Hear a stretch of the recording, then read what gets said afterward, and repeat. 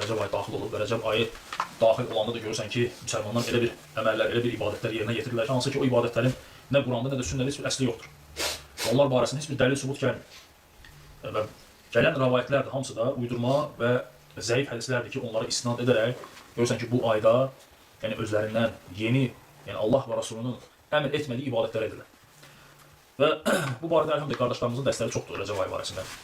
Amma yenə də xatırlamaq lazımdır çünki insan unutqan, görürsən ki, tez-tez xatırlamaq müsəlman üçün, mömin üçün faydalıdır. Yəni insan üçün gərək həmişə müəyyən məsələlər təkrarlansın. Çünki insan unudur görürsən. Və ona görə də unutduğumuz üçün gərək həmişə kimsə bizi xatırlasın ki, bu şeylər bizim yadımıza təzədən düşsün. Və əlhamdülillah ki, Rəcəb ayı digər aylar kimi Allah Taala'nın bizlərə təyin etdiyi bu 12 aydan biridir. Yəni hicri təqvimi ilə bu 12 aydan biridir və Ramazandan 2 ay qabaqdır. Artıq Ramazana da az qalır. Və Osmanlı dua edirəm ki, Allah Taala bizləri Ramazana da yetişdirsin inşallah. Və necə ki digər aylar Allah Taala bu ayı da xəlq edib və digər ayları da xəlq edib ki, insanlar, yəni müsəlmanlar bu aylardan istifadə edib öz savablarını çoxalsınlar. Çünki ayların içərisində, günlərin içərisində, həftələrin içərisində elə vaxtlar var ki, Allah Taala məhz o vaxtları, o günləri seçib ki, biz o vaxtlardan istifadə edək və savabımızı artıraq.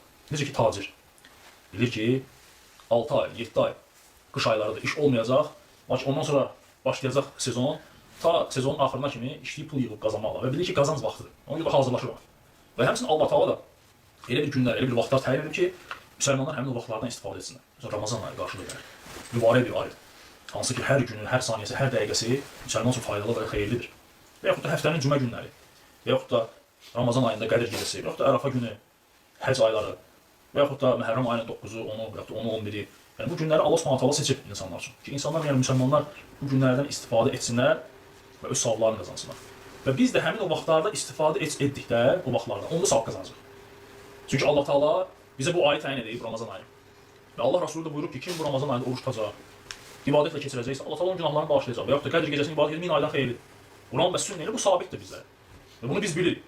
Və biz bunu əməl etdikdə o savabı qazanacaq. Lakin elə şeylər var ki, onlar barəsində heç bir dəlil gəlmir. Məsələn, bu aylardan biri də Rəcəb ayıdır. Hansı ki, bu günləri görürsən ki, bəzi məzhəblər, təriqətlər insanları çağırırlar.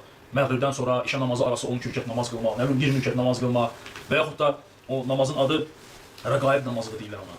Və yaxud da deyirlər ki, Rəcəb ayının 27-si Peyğəmbər sallallahu əleyhi və səlləmin Merac günüdür. Allah Rasulü Meraca gedib həmin günü orucla keçirmək.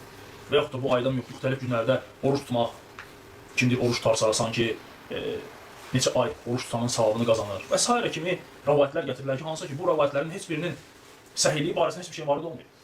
Və bu rəvayətlərin əksəriyyəti də necə ki alimlər deyirlər ki, mühaddislər uydurma rəvayətlərdir. Səhih də deyil, zəif də yox, uydurma.